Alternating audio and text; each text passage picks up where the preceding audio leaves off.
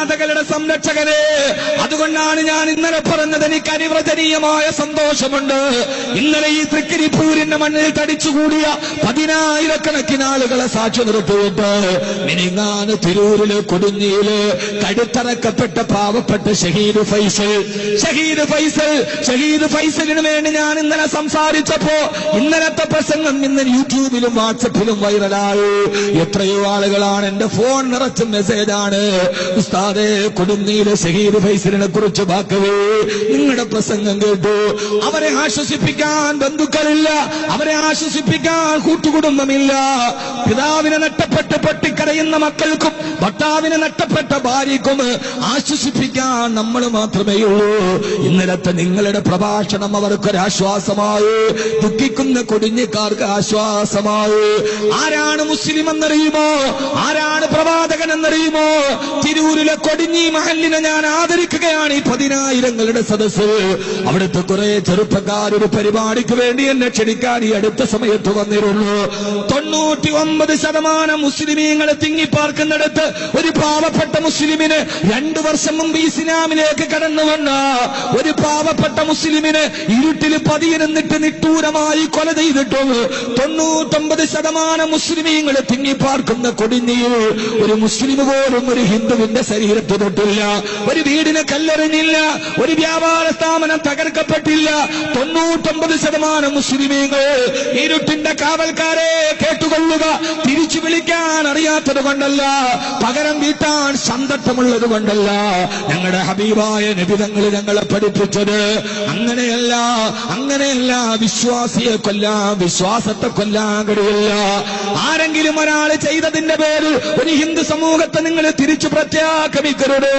ജഅഫർ റളിയല്ലാഹു തആല അൻഹുവിന്റെ പ്രിയപ്പെട്ട കുടുംബത്തെയും ഭാര്യയെയും ആശ്വസിപ്പിച്ച ലോകത്തിന്റെ പ്രവാചകന്റെ വാക്കുകൾ കടമെടുത്തിട്ട് ഇറങ്ങിപ്പോയ തന്റെ ഭാര്യാപിതാവിനെ കൂട്ടാൻ രാവിലെ ഇറങ്ങിപ്പോയ ഷഹീദ് ഫൈസൽ അറിയുമോ? തൃക്കരിപ്പൂര ചെറുപ്പക്കാരാ, ഷഹീദ് ഫൈസലെ തഹജ്ജുദ് നമസ്കരിച്ചിട്ടാണ് വീട്ടിൽ നിന്നിറങ്ങിയത്.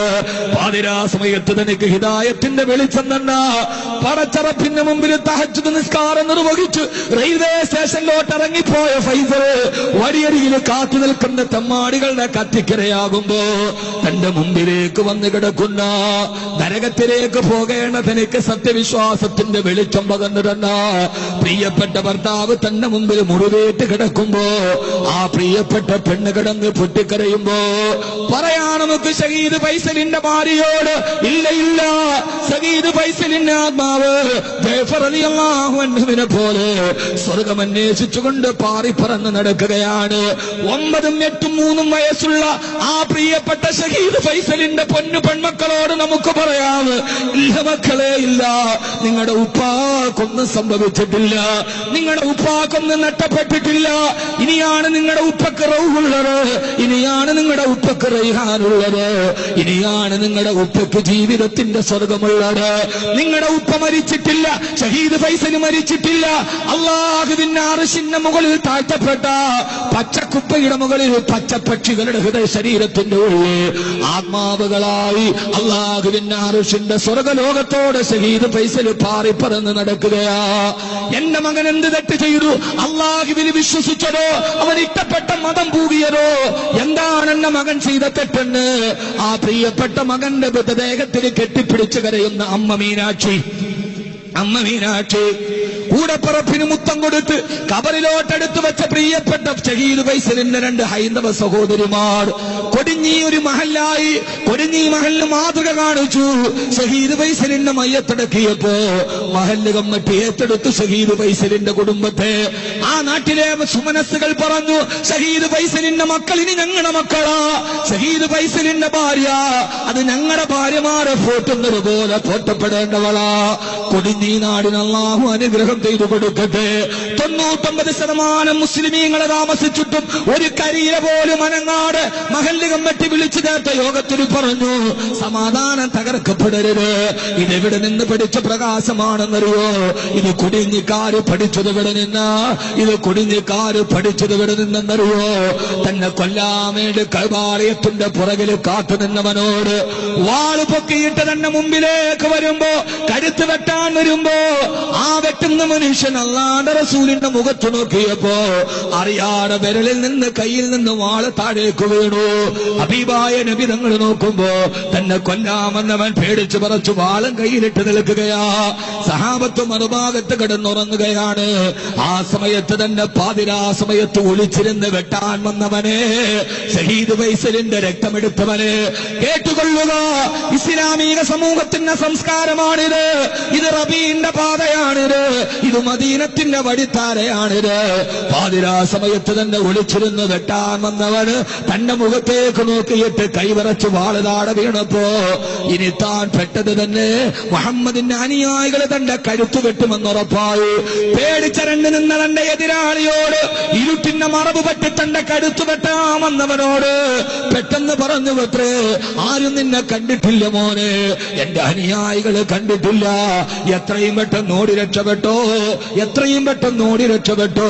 എന്റെ അനുയായികൾ എഴുന്നേൽക്കുന്നതിന് മുമ്പ് ഉമർ കണ്ടാല് വെറുതെ വിടില്ല, ഖാലിദ് കണ്ടാല് വെറുതെ വിടില്ല, സയ്യിദ് നിന്റെ തല വെട്ടിക്കളയും മോനെ. അതുകൊണ്ട് എത്രയും പെട്ടെന്ന് നീ ഓടി രക്ഷപ്പെടാൻ പറഞ്ഞപ്പോ ആ ലോകത്തിന്റെ സത്യത്തിന്റെ വാക്ക് കേട്ട് അല്ലാഹുവിന്റെ റസൂലിന്റെ കാൽപാദങ്ങളിലേക്ക് വീണ് അസ്ലംതു ബൈന യദയിൽ മുസ്തഫ,